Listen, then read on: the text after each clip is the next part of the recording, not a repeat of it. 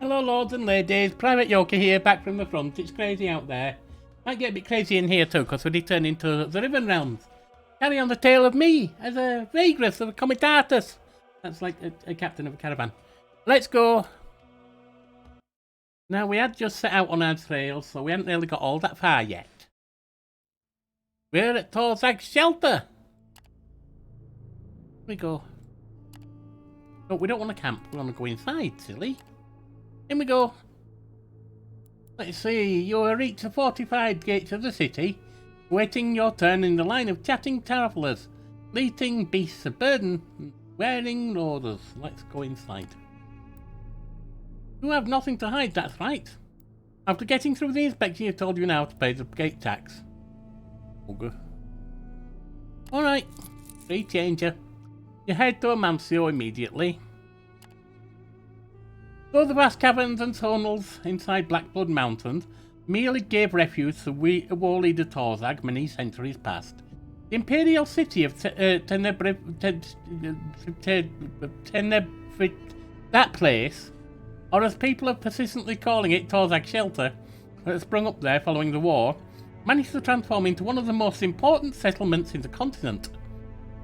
Often referred to as Girard City, the shelter not only housed the Cathedral of the Raging One in its immense Everdark cave, but is also a bustling trade settlement and the centre of obsidian harvesting in the region.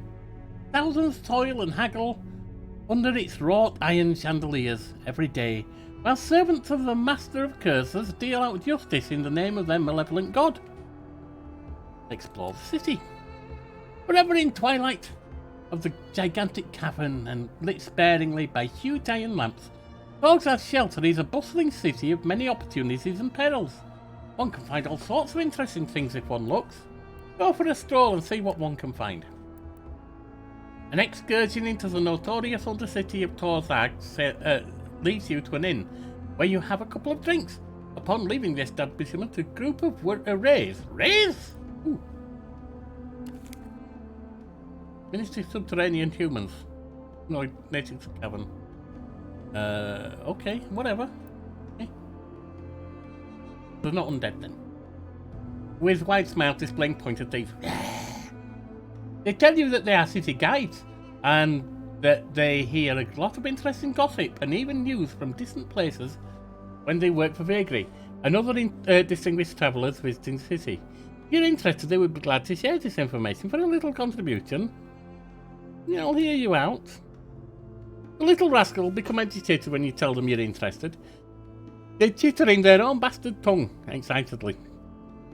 Then one of them, an especially nasty looking specimen, turns to you and starts to list the kind of information he has for sale. There's a man in town who's looking for comitati such as yours. You might be interested in what he has to offer.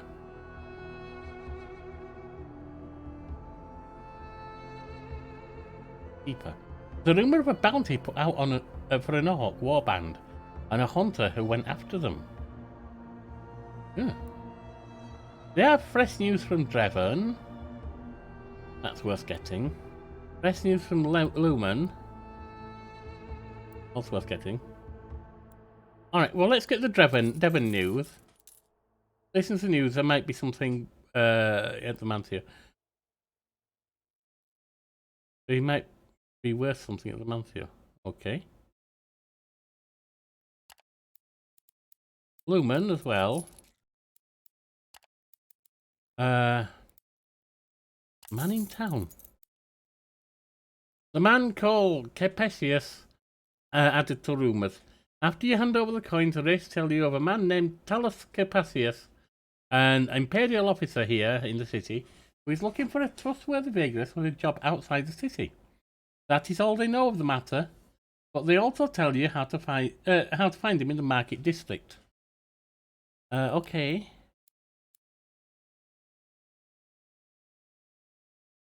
I'm not really where I can go hunting right now, so that's it. We're going to leave. We lost 4 lurg. Uh-oh. Thieving buggers. You too right, it's a bastard tongue. Never mind. Forever in the twilight of the gigantic cavern, And it's bearing, yeah, not today, perhaps tomorrow.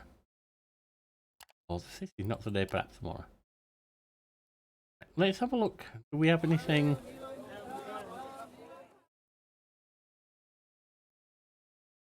Don't want to keep hauling that with me, do I?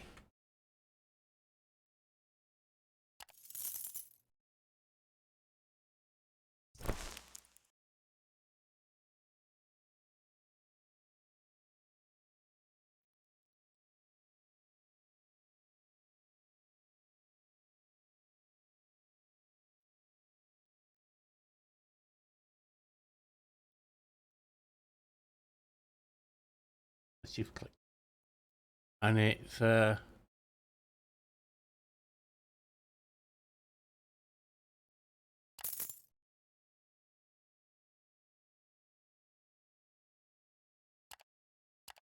nothing there.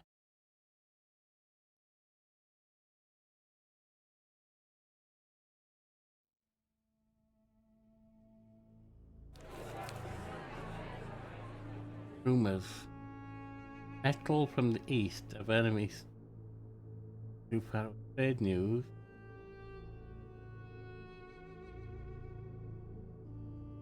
What about the ones I've just picked up?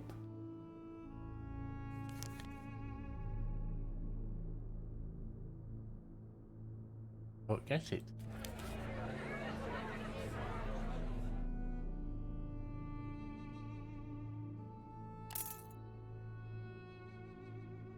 How do we see the rumors?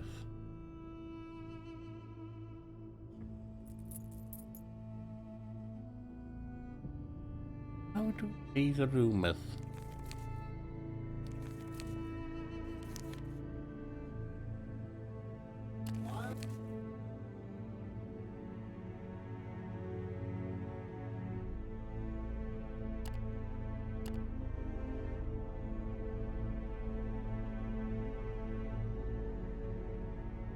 Nothing there. Alright, here then. The Undercity. Beneath the large main caverns of Tor'Zag's shelter is a maze of tunnels and narrow streets that lacks the civic lights of the city and is thus in perpetual darkness. Locals call it the Undercity. Its notoriety is well founded. I'm desperation thriving the twilight. Walk around the lakes. The largest part of the Undercity is a series of caves with dark clear waters forming underground lakes at their bottom. Like it when I've got a wet bottom myself. Inventive residents found a way to make up for a lost living space by making their dwellings on stilts of rickety scaffolding. Still parts of lakes are fairly abandoned and could even be considered tranquil. Visit the pleasure houses.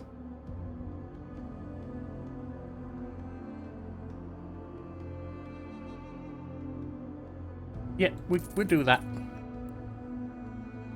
Wagging on the face of your crew remain for days to come. That'll please them. Go to the bathhouse. Put everything in there. Don't really want to borrow money, so if that's all that's happening there, we don't need to be in there. Leave the Undercity. The Civic District. In the perpetual twilight, the Civic District is a welcome smudge of colour and brightness. Lamps are kept lit day and night while soft music and song can be heard from the windows of marble villas. Streets are kept relatively clean and are rarely crowded apart from seasonal activities and holidays, which usually turn the district into a sea of people from a storm of noise. Visit the Garden of Liviana. The gardens are reputed as a place of tranquility and surround a viewpoint for lovers. Upon entering through the arch in its tall stone fence, you can see several people loitering here. Most of whom are clearly here for neither tranquility nor love, but look more like some kind of gang. Take a walk in the gardens. The gardens, we've still got 2 movement, do we? Are so huge, so it takes a while to explore it. You would expect the gardens to be primarily mushrooms, given by the conditions of the shelter, but to your surprise, there's a lot of variety beyond those. Thorny vines engulfing areas like thick green spiderwebs, thickets of tree-sized fronds that undulate as if underwater, pale luminescent flowers on clearings, twisted stumps that look like grotesque tumours, and even structures of elongated trees with meaty leaves and wet mouths opening between them. The ceiling of the cavern is lower here, and the only light sources are crystal lamps placed quite far apart, so walking around feels like wandering in underground jungles of sorts. Often the only sign of civilization is the presence of the occasional overgrown stone pillar statues. No wonder people who want privacy in a bustling city like Tor'Zag's tend to congregate here. Yet the whole place reeks of neglect and is wildly overgrown. Examine the plants here. Oh, we've got herblore. There's always something amazing to find here if you're at least somewhat trained in herblore. Nothing especially interesting comes up this time. I thought you said always. Alright, well, never mind. Do something else. Talk to the Superintendent. Living in an overgrown shack at the back of Leviana's is the Superintendent, whose task is to look after the garden. A lean fellow with brown, wise eyes and a slight overbite. He welcomes you with a smile and a nod, and inquires how he can be of help. Got questions? Questions, I see. He smiles again. I'm not much of his age, but I'll do the best I can. Ask about the gardens. Oh, this place, he's lost in thought for a few seconds, is old. I guess I like that about it. But actually, they say when Leviana died, many of her acolytes dispersed to the four winds, trying to outdo each other, and their master, really, by embarking on ambitious projects in the vein of what she had been known for doing. One of these students, whose name had been lost to history, founded the garden here of all places. No doubt wanting to demonstrate the fauna can evolve and survive in all but the direst of environments. Needless to say, the powers to be in this city at the time, worshipping dark gods and ruling with an iron fist, did not support these endeavours. Yet the student persisted, and by some kind of power that was at his command managed to enhance and sustain growth in the cavern. Well, that's magic, isn't it? Even to this day, this power remains. So much so, in fact, that one does not have to do much work when it comes to tending the garden. It tends to itself. Ask about the Superintendent. Me? He says, somewhat surprised. I'm a nobody, just a man who enjoys being left alone and living in close nature. Well, geez, sorry. No offence, I do enjoy talking with people every now and again, but I like it here really, even if sometimes I feel constrained. I used to do a lot of things before this, though. Travelled the world, heard wise men talk, followed gods and priests. I even sold books at one time, from a stall, if you believe it. But this age is not of books and writers, nay. You notice how carved figures and figurines and statuettes line the shelves on inside his shack? A hobby of mine, one could say. Figurines are yet organic. I'm no master, but it helps kill time. I often buy myself new ones, a collection of sorts. Alright, well, I'm going to bugger off then. Let's have a look at the gangs. That might be adventurous. The gangs that loiter around the central plazas and gazebos of the gardens, little modern unorganised rabble. Who watches over the neighbourhood? Who watches the watchmen? Or even the set of paths inside Leviana's changes daily. Mostly petty, coinless nobles, self-proclaimed street artists, small-time criminals and bogweed junkies make up these gangs. Since they do not belong to any collegium, they do not enjoy their protection, which makes them kind of jumpy. Yet it also makes them useful when you want to sell certain goods behind the backs of collegia. The plazas around the once beautiful central fountains are considered neutral territory. You can approach the gangs here about business, though you have to admit the hungry eyes gazing you from the ramshackle dens. Yeah, I don't think I've got anything to sell them anyway, so let's go. Followed by shifting, and only someone picked my bloody pocket. 2 more change are gone, you buggers. Leave the gardens. Arena Maximus. Easily the largest building in the district, and perhaps the entire city. It's the Arena Maximus. The grand fighting circle stands many stories tall where Legio Mart Avenue and Mercatus Street meet, effectively on the border of the Merchant and Civic District. Its circular form is a masterpiece of Imperial architecture, harkening back to times and its sands are said to have seen thousands of deaths. You walk up to its immense gate arch. A guard informs you that the arena is closed for the time being. Will only open if there are games going on. Alright, well there's nothing to do there then, is there? What about Bestiaris Arena? Bestiaris Arena is an old fighting pit, walled off from the streets crossing the Civic District of the upper Undercity.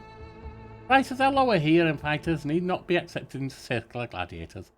All pit fights are against monsters, beasts and dangerous animals. All of them are messy and considered very entertaining. Consequently, the place is usually abuzz with a very colourful crowd. Well, I'm not a fighter right now, so no. We'll go to the inn last here. Public Library. The buildings occupied by the Imperial Public Library take up 2 blocks on the western side of the district. The once pristine but now cracked and dirty marble main building has got to be among the greatest achievements in Imperial architecture. The amount of detail is simply amazing, yet the sorry state of the stone itself is sad.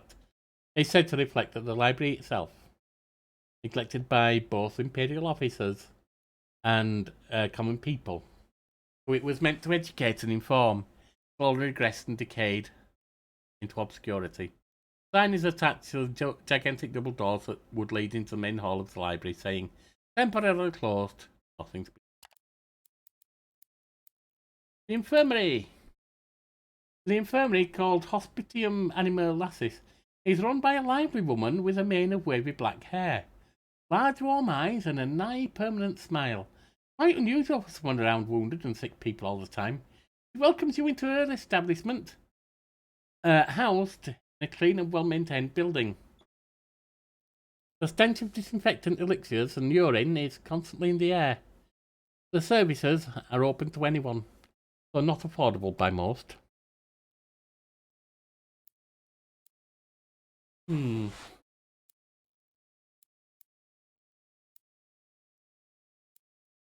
Not a trained healer though. Maybe just get a few medical supplies. And then we'll leave.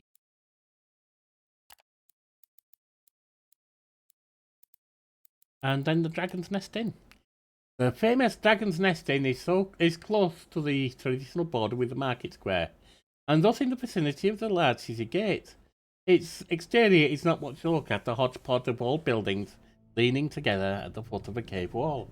A red dragon is painted above the entrance, above which rows upon rows of windows indicate the rooms are carved into rock itself. The inside is much more impressive. The skeleton of a huge dragon provides a frame for the common room, with its curling spine and many ribs serving as support for the ceiling. Walls, while its immense skull was turned into a bar. The bartender gives out beverages and takes orders through the half-open jaws. The decoration is lavish but old, completed with paintings, a collection of silver goblets, vines that run along the dragon bone, and 2 fireplaces that provide a pleasant warmth. The rest of the establishment is beyond and above the common room, carved into the rock. The clientele is quite colourful, and lacks the usual local derelicts that most taverns of the world have. Instead, you can see wealthy merchants, vaguely foreign nobles, fastidious escort girls, emissaries, artists, mercenaries, and travellers of all sorts here. Let's get some booze. Oh. Several passengers are looking for a comitatus. What have we got? Oh, we just got one. There's an odd density of new faces here, according to the bartender. The nest tends to draw travellers, but ever since the earthquake a few weeks ago, a lot of people seem to be displaced in one way or the other. They were turned back by strange storms and insane winds in the north, or by morose legionnaires in the south. There's even talk of refugees from the Upper Empire. Upon hearing that you're looking for passengers with comitatus, a grim-looking man in dark armour walks up to you and introduces himself. He is a priest of Girard, god of anger and revenge. The Church of Girard directs him to arrange his travel through the backwater town of Crystal in the west. Conduct an investigation there. It remains tight-lipped nature of said investigation, but assures you he will not burden you. He travels alone and keeps to himself. He'll pay 2 copper coins now and 8 more on arrival. It's not a lot, but it could do as good with the church, which isn't a bad move. Right, he said crystal in the west. Oh, so we're going up here, or around here, whatever. We could go that way, or we could go that way.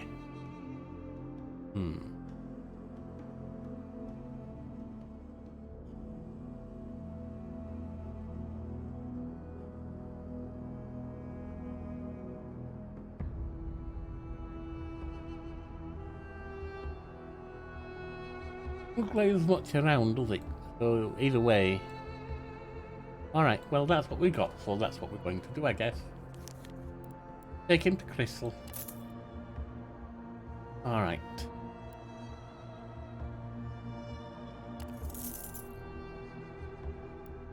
The crew is beyond itself when you arrive with a bottle of quality booze. The rest of the day is spent drinking and fraternising. Lots of grudges are worked out, numerous other new friendships are born. Might be a little tired in the morning, but their spirits are higher at least. Sometimes it takes a little liquid joy to smooth things over.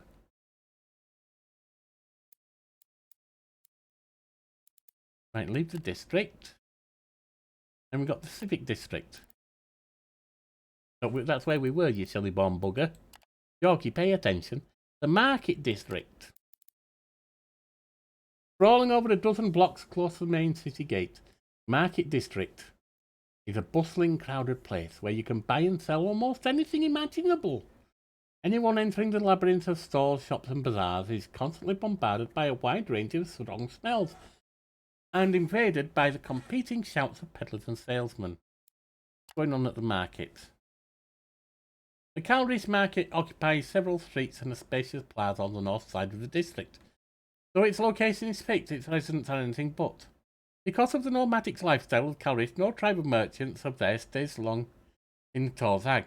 There are always enough of them here to make good business constantly. Many of them peddling their wares literally from their backs. The Calris are enthusiastic hagglers and born deal makers. Let's see what they got. What will we find today? Guard animals might be good. I think, yeah. One guard animal. And that's all we can do, is it? Yep. News and rumours. Hear a lot of things, but none of it useful. Alright.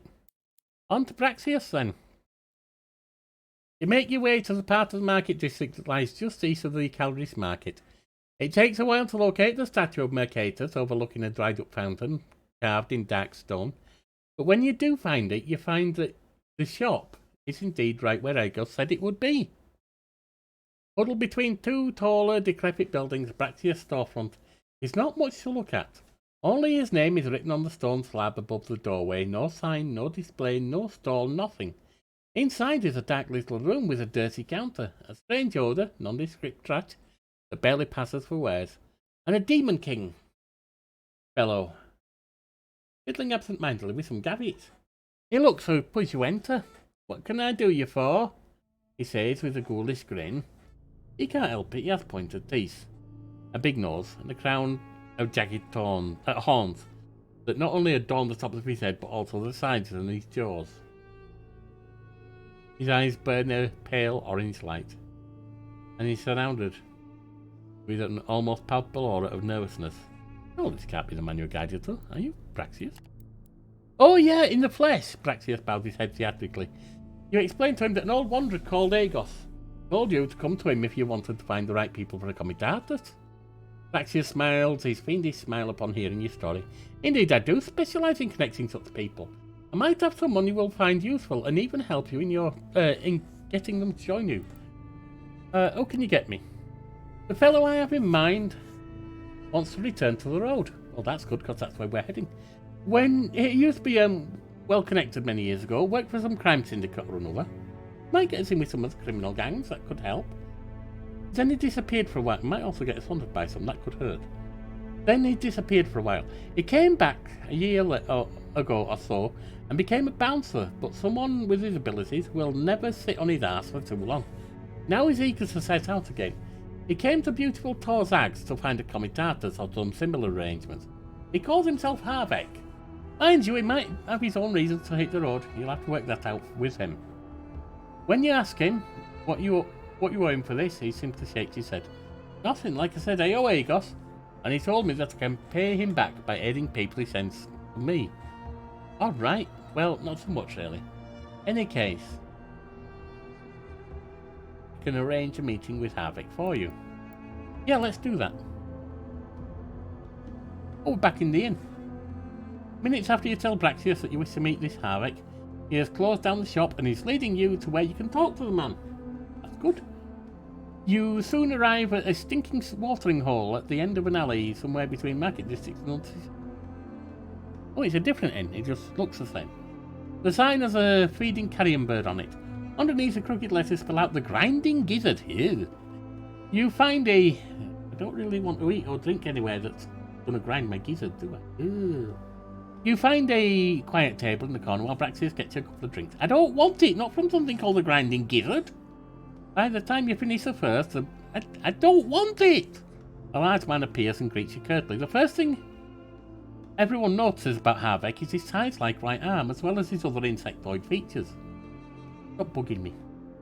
Clearly the results of the taint. My taints never give me an insectoid arm. He observes you with compound eyes before talking in a rasp. I'm told you're looking for someone to join the Comitatus. If you want that someone to be able to take care of rough stuff, I'm your man. Sounds good. Who doesn't like a bit of rough stuff every now and then? Havik here has a lot of action. Seen a lot of action. He's tough as nails and knows a lot of them less savoury people, if you know what I mean. Ask away, Vagrus. I see you have questions. I do have questions. I'm listening. What's your past like?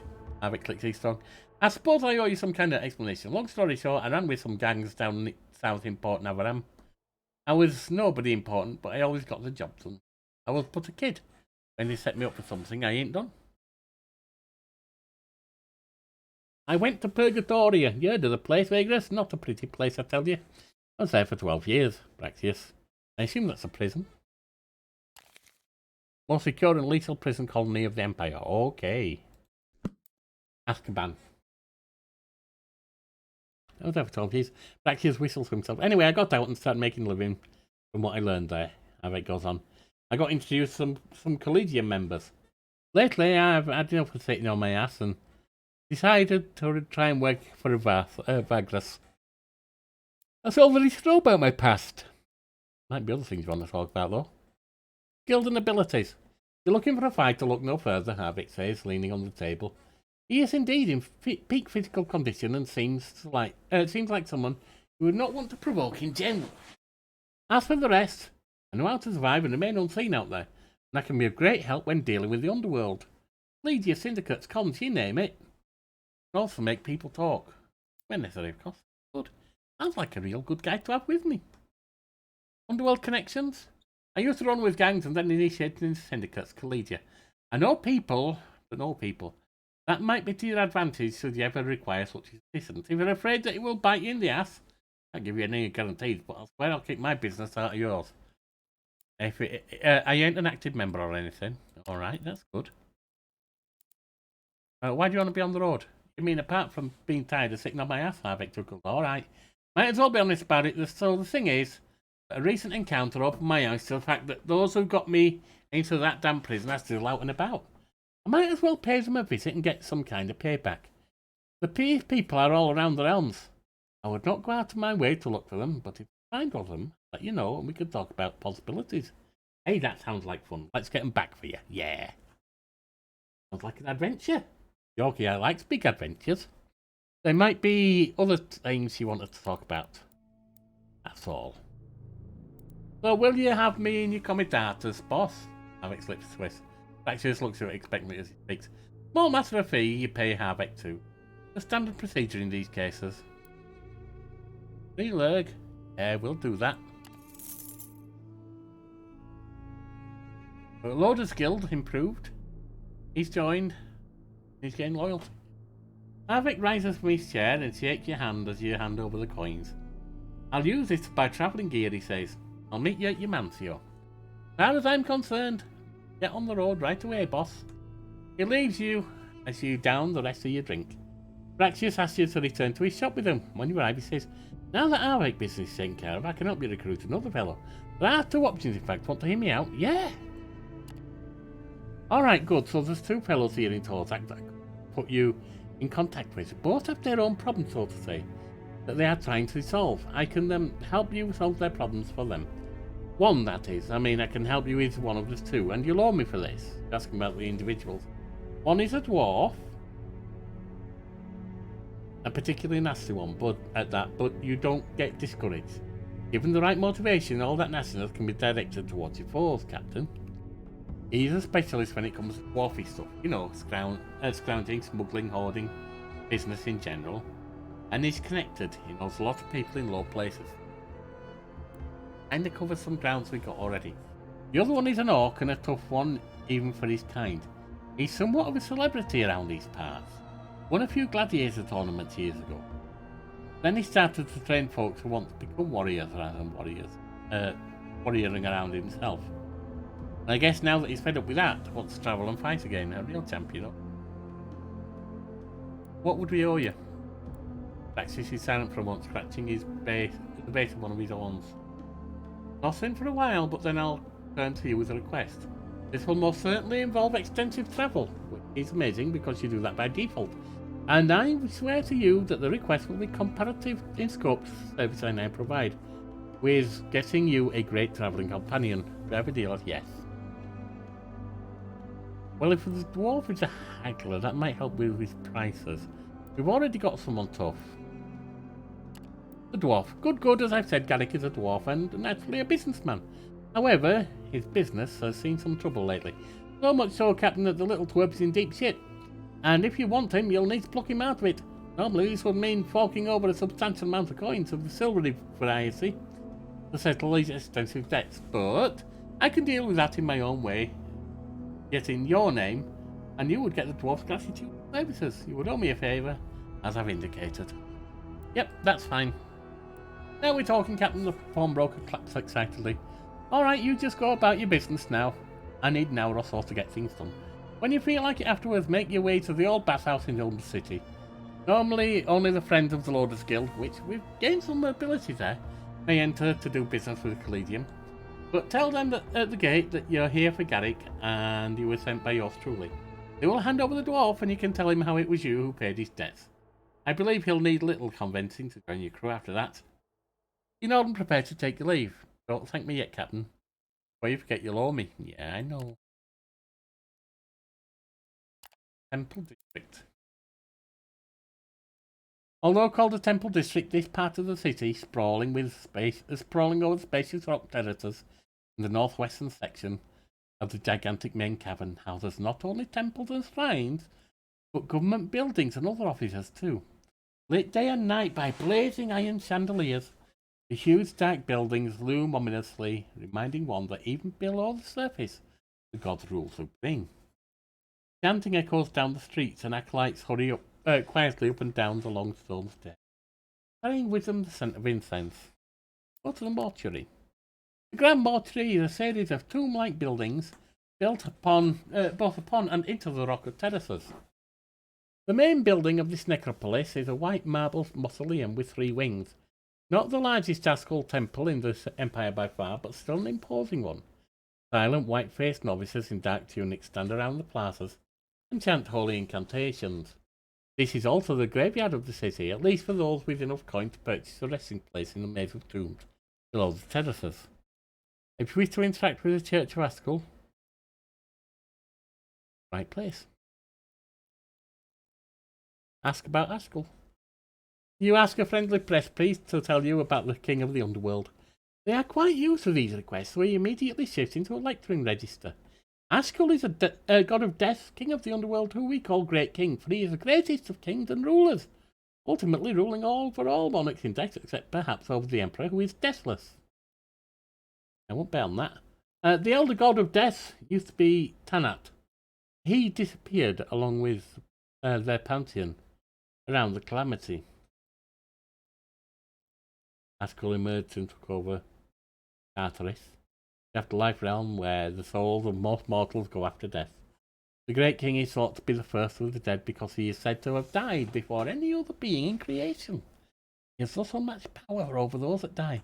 But Askell is not an angry or evil god, no. He's a caretaker of souls, often the way with gods of death. Okay, thank you. What services? You can get blessed. You can purchase some charms. Little expensive.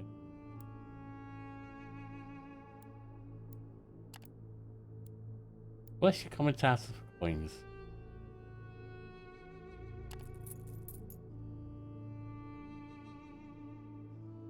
Now we have 3 peace crowds around your room in a quiet chamber, much like a tomb. And the holy men leads us rich wedding, blah blah blah blah blah blah blah blah blah. And us too.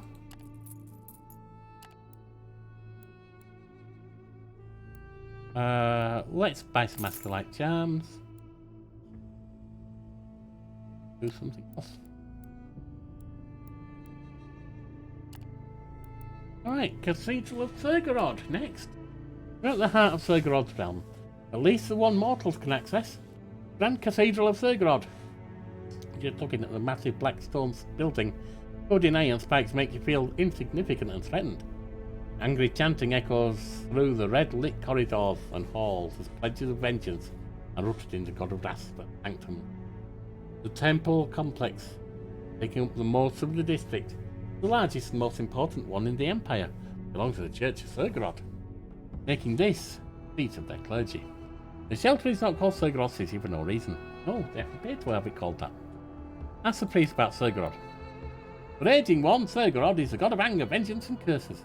He's a fire that burns in us against injustice, and thus a protector and champion of the Empire. When the traitor elder gods brought the calamity on the world, they committed a sin greater than any seen before. Then in the darkest hour, our master arrived and offered an ironclad hand to us all. Through his wrath we rose again and fight against those that wronged us. They will curse a day when they dared conspire against Imperials. It is known that Girard's servants are granted clairvoyance, to be able to find traitors and deal with them. We also answer the call of battle in the Empire's wars, when justice has to be served. Woe betides anyone who tries to hinder the Master of Curses. Okay, thank you. See what officer. Whatever. There's enemies. No, I think we're okay. We can leave.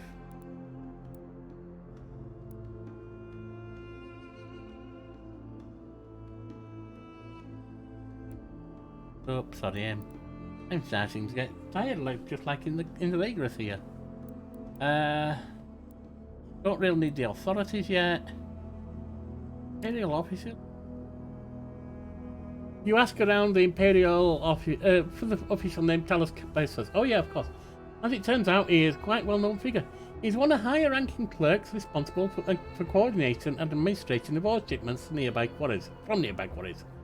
Due to this, he is not hard to reach at all.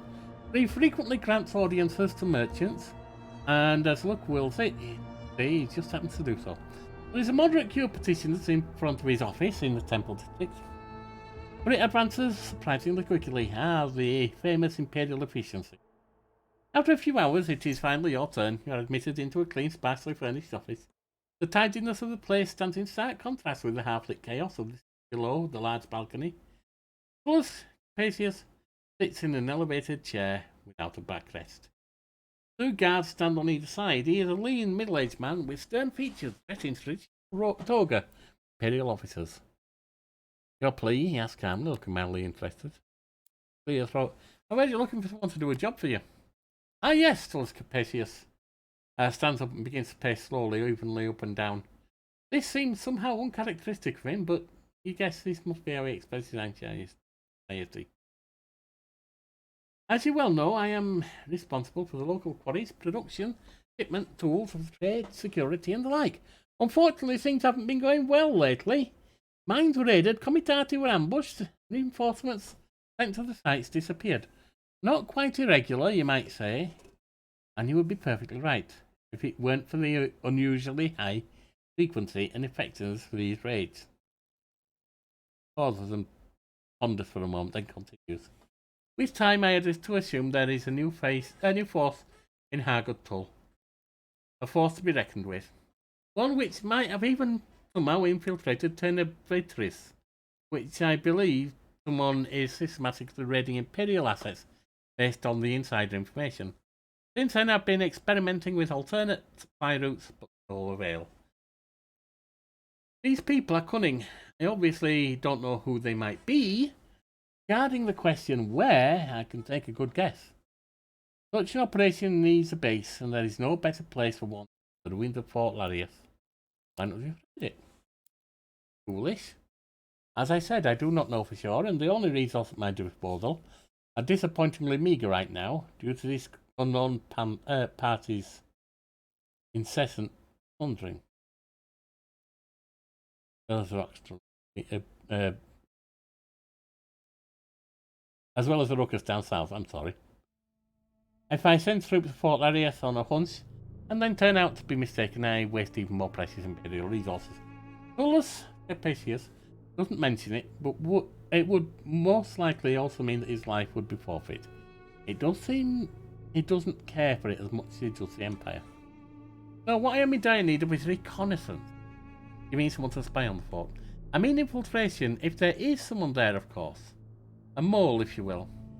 And before you ask, I would send my own spies, but you're not trained for wasteland missions. And I also need them here, now that I know that it's a security breach. So interested. Where's this fort?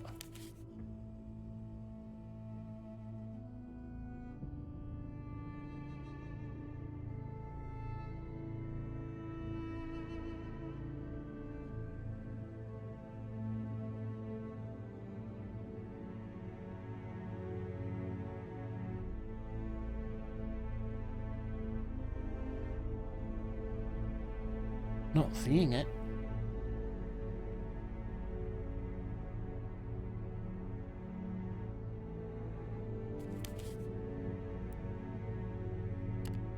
Alright, we'll accept it. We might not do anything about it. Excellent. Now, what I need is you to do is see if there's some outlaw band stationed at Fort Larius. I am convinced there is, and so if so, gain acceptance into their ranks. Once inside, gather as much information as you can. Try to talk to the leader, maybe even gain his confidence. Find out what's behind the recent raids, and even more important, how they manage to acquire confidential knowledge from inside Tenerife. That is. How will I contact you when I'm done? That you must figure out by yourself, but I assume there shall come an opportunity when they want to send someone back so to do some proper spy work. Might as well be you, if you have by then. You're telling me you'll be on your way? He knows this year's Empire thing.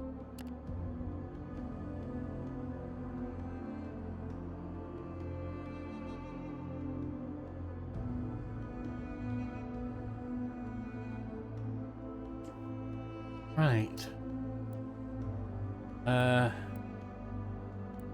Not there, is it?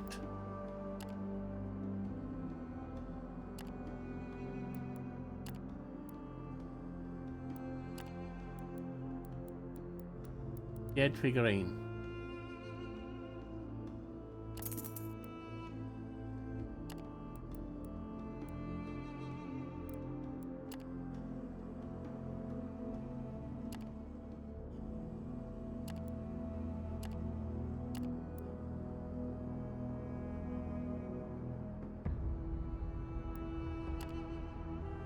Where do I get the dwarf? Oh, it's a bathhouse, isn't it? That's right. That's right, I'd forgotten. Right, now.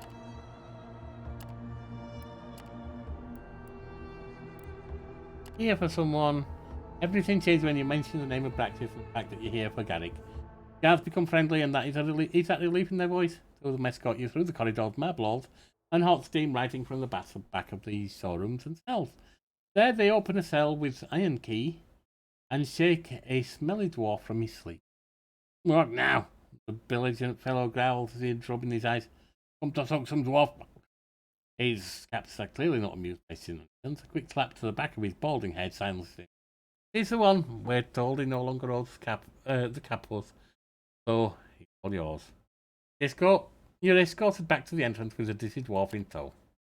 Just when you're about to leave through the gate arch, the dwarf notices something and it yanks him out of his quiet stoop. He leaps surprisingly quickly to one side of the guards and grabs something on his belt, then tears it off. Before the guards can reach it, he begins shouting, "You fucking bastards! Thought you could steal this and get away with it? I'll tear you a new one!" Garrick appears to be holding some kind of object. Golden, with a complicated design. The guards are shocked, getting angry. Sight of the red-faced dwarf. The object, as well as their orders, give them pause.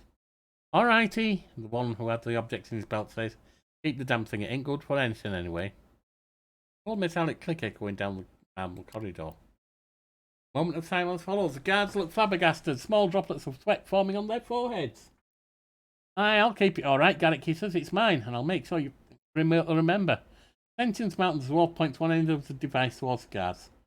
Then he looks at you and appears to have an effect on him. He sticks the device in his crossbelt and shuffles out into the street, mumbling another time. You're following down the street where he beckons you in a cheap watering hole. An hour later, Garrick and you are sitting idly, sipping mushroom wine in the tavern. You have explained to him how you got him out of collegium activity and settled his debt. Quite calm now, thoughtful even. Perhaps it's time to ask questions. What happened? Garrick makes a grimace. "I got royally fucked in the arse, that's what happened," he says, clearly irritated. "So-called business associates of mine conspired to bring me down, the bastards. All because I was more successful than them. I was thrown into a promising deal, and then I was betrayed. Everything." Garrick strikes the table with his fist in anger. Barkeep reaches for a club, but the dwarf smiles apologetically and raises his hands as a gesture of peace. "Anyway, that's the short version. Then I couldn't pay the damn loaders, yada yada. I tried to get away from the city, but they pinched me. I've been sitting in that cell ever since." Game.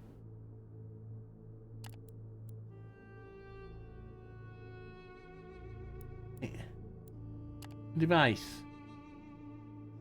Puts the device on the table, a wooden thing embossed with gold, something like a tiny crossbow without the limbs. "Terrible magical weapon, mate. I used an incantation and you'll be cursed so bad. Like for death." There's a pause. Eventually Garrick laughs out loud. "You went pale, mate." "You did." He laughs for a few more seconds, rubbing his eyes, and leans back. "It's a pistol, alright, a ballistic weapon. My kin used to be able to make them, you know, using black powder. Very rare these days, as you know, since my ancestors got themselves cooked right improper. Alright, so we got a gun. We've had that, what happened?"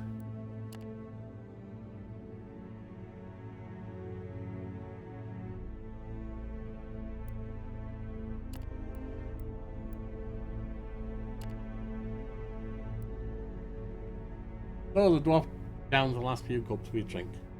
"Guess you haven't freed me for a good looks and charm, eh?" And he goes, "I'll work for you and you'll see how good I am at what I do." "Ain't working for free, nah. You agree on standard wages?" Garrick seems content. "Better take me leave of the damn shelter for a while anyways. And I got favours calling all over the region. I'm gonna grab my stuff.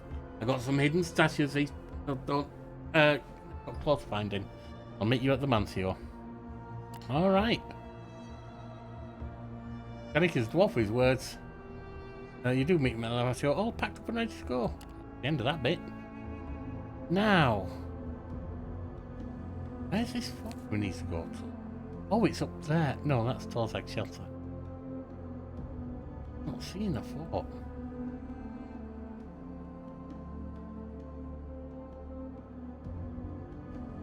That's Crystal.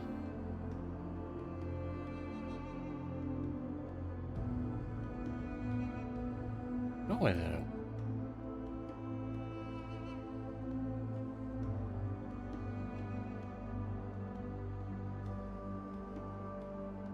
Alright, well, we're going to be going this way, aren't we? So, that. Oh, there's Fort Larius. Oh. Well, that's in the opposite direction, so I'm not going to worry about that.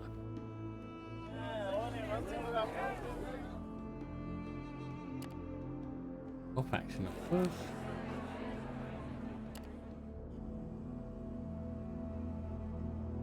Group of workers going to Crystal.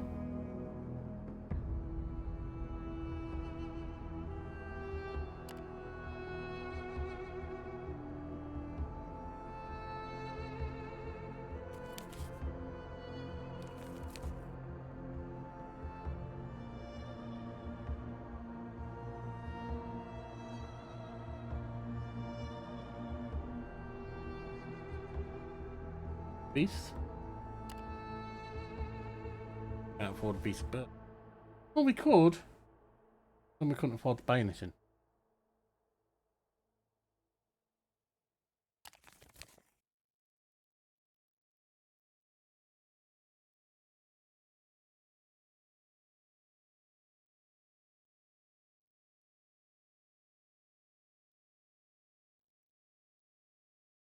Anyone?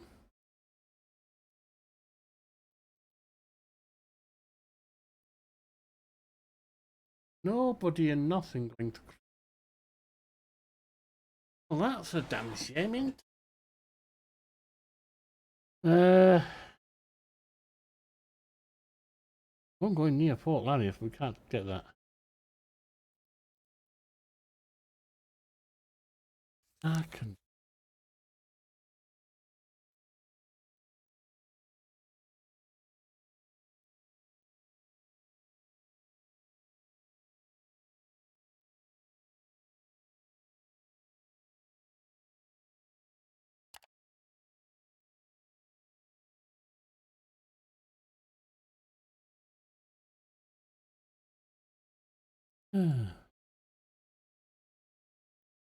Okay, well, I guess we're just going to be going over there.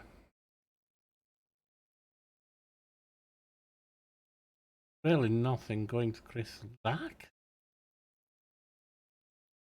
There's a bunch of stuff going to Arkan. Where is Arkan?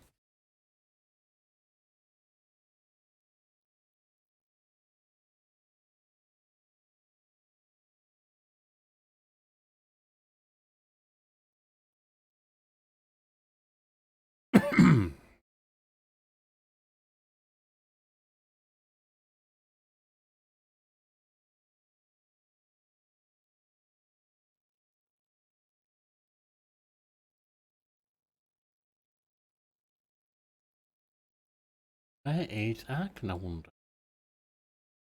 Not seeing it anywhere. Aye. Oh, I guess I can go there. I guess it's not.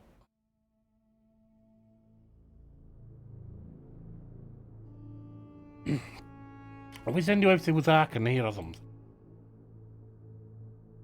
Because I'm really wondering if there is. Alright, well I guess we don't have anything.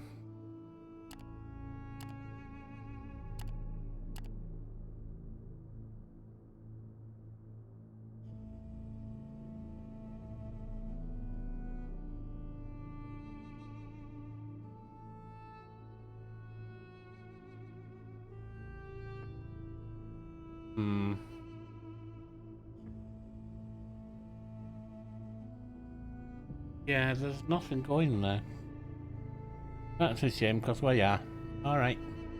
Well, that's where we'll pick it up next time then. I got a bit tired at the end there.